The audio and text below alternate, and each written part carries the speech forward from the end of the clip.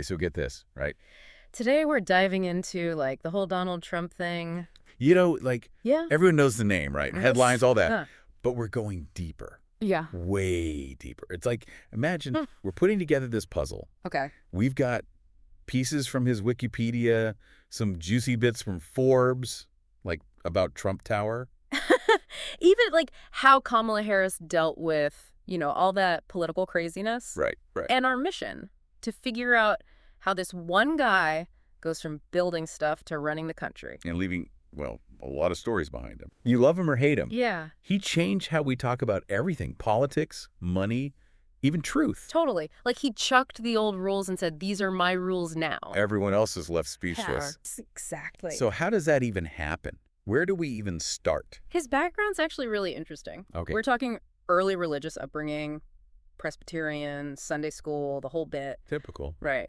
But then it gets weird. He kind of floats around, joins his parents' church. But even they said he wasn't exactly the most devout churchgoer. Oh, really? Then, bam, 2020, he's non-denominational Christian. Interesting timing. Right.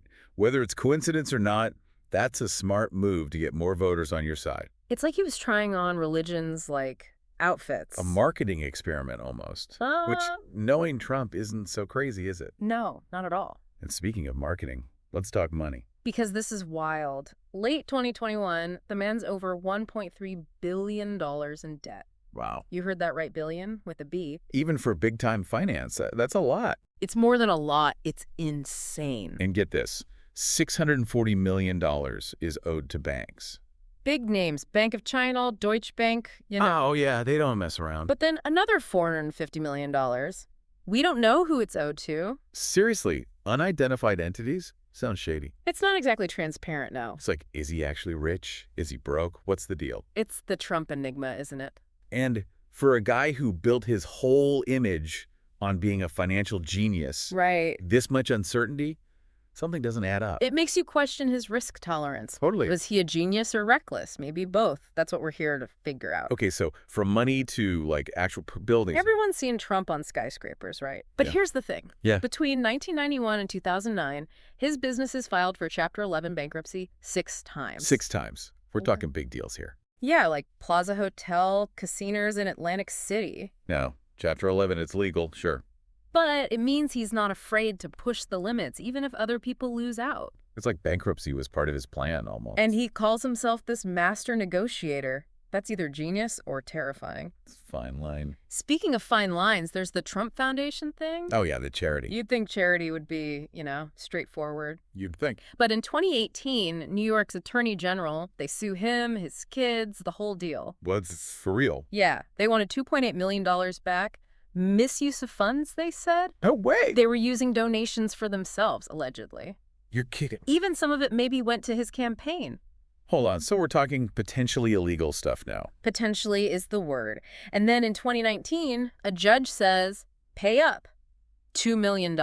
Not a good look for anyone, let alone someone who says they're all about law and order. It makes you think, right? Is it all about winning for him? No matter what. It really seems that way, but hold on. This is the same guy who got billions in loans back in the 80s. Right, back when he was the golden boy. Yeah, over 70 banks said, here's $4 billion, Trump. Go have fun. He was the guy to work with. That's some serious charm, wouldn't you say? He knew how to sell himself, that's for sure. But then those bankruptcies hit, and suddenly he's radioactive. Yeah. Everyone's backing away slowly, except for one bank. Deutsche Bank. Yeah. They stuck with him through thick and thin. Talk about a gamble. What did they see that everyone else missed? Good question. And even more interesting, after January 6th, even they cut ties.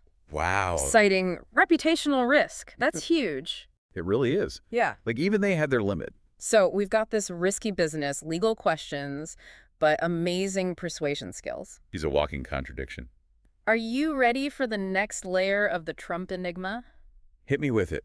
Let's talk about the art of the deal. Oh, the book that made him famous. That's the one. The self-made billionaire story. I always figured, like, someone helped him write it, More than helped. Really? He didn't write a single word. All Tony Schwartz. You're kidding? The whole thing? Every last page. Schwartz later called it like a deal with the devil working on that book. Wow. Talk about an image makeover. It shows you how good Trump is at selling an image. Even if it's Well, not totally true. It's like he knew the power of a good story way back then. Exactly. Create the narrative, slap your name on it, instant success. And that, right there, that's how he won in politics, too. So true. Okay, so back to 2011, that CPAC speech. Remember that? His big political debut. Everyone thought it was a joke. Oh, I remember everyone was laughing at him, not with him. Right. But he used that. No one paid attention to his policies. Just the crazy stuff he said. And that's all the media talked about. Free publicity. Genius. In a twisted way, of course. He understood that any attention is good attention. So 2016, when he actually ran for president, did anyone believe it? Not a chance. Analysts, even his own party, thought it was a publicity stunt. But he won. He tapped into something.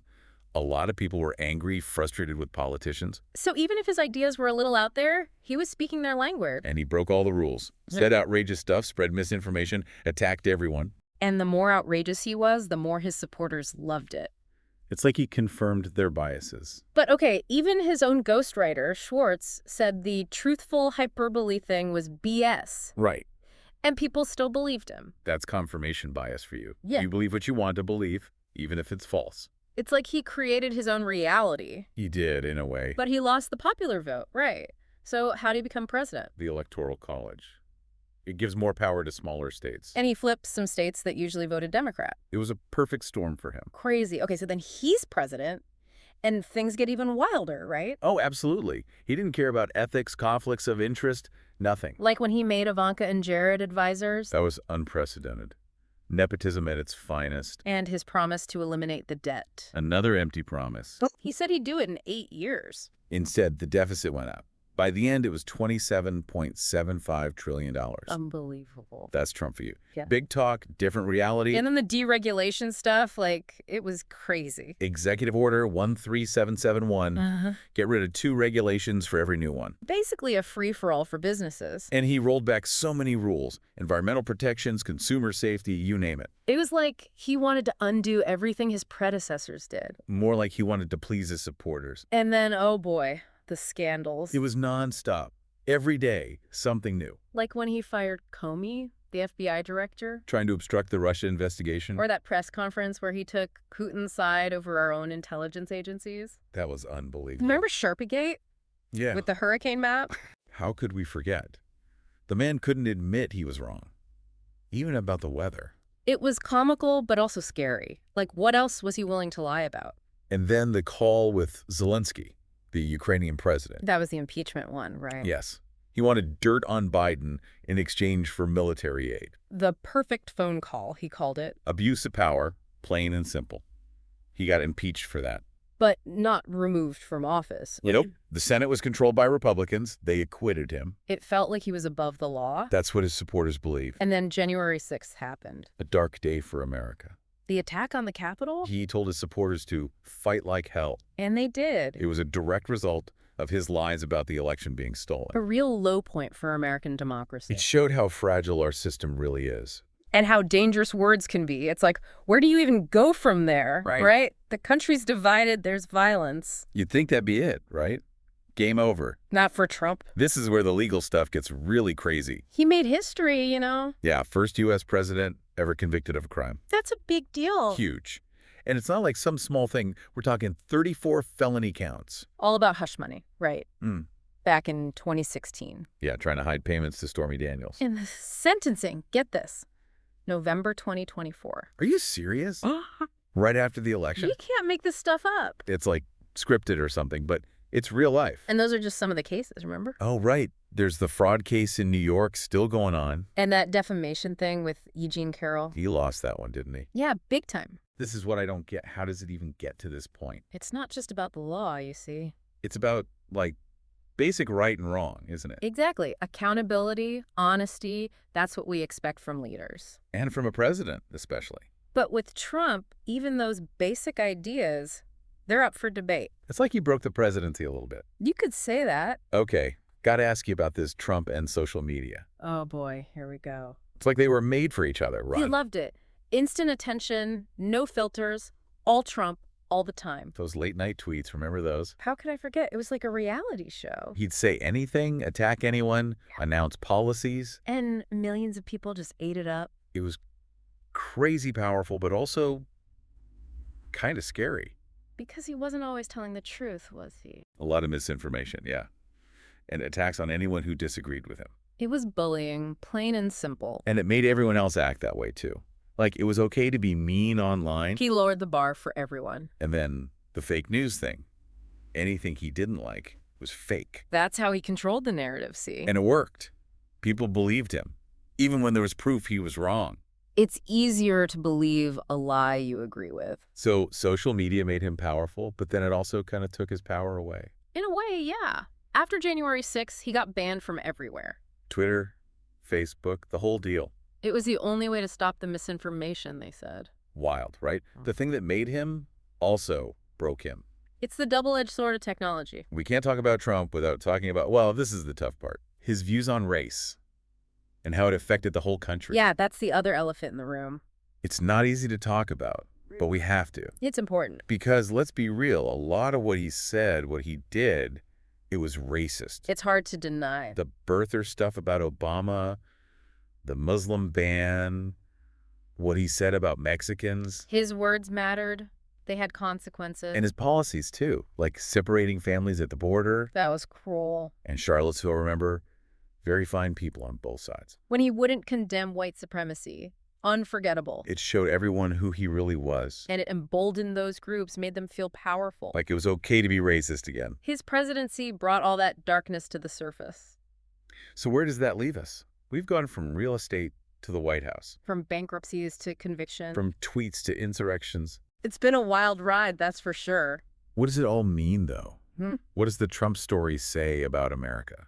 I don't know if there's an easy answer. It's complicated. He showed us how divided we are, that's for sure. And how easy it is to exploit those divisions. He broke the rules, said what he wanted, and people loved him for it. It's scary, but also we can't look away. We have to learn from it, right? I hope so. Well, that's our deep dive into Donald Trump. Phew, that was a lot. A lot of information, a lot to think about. And a lot we didn't even have time to cover. That's true, but that's the thing about history. It keeps going. And the Trump story, who knows what the next chapter will be. That's for sure. Thanks for diving in with us, everyone.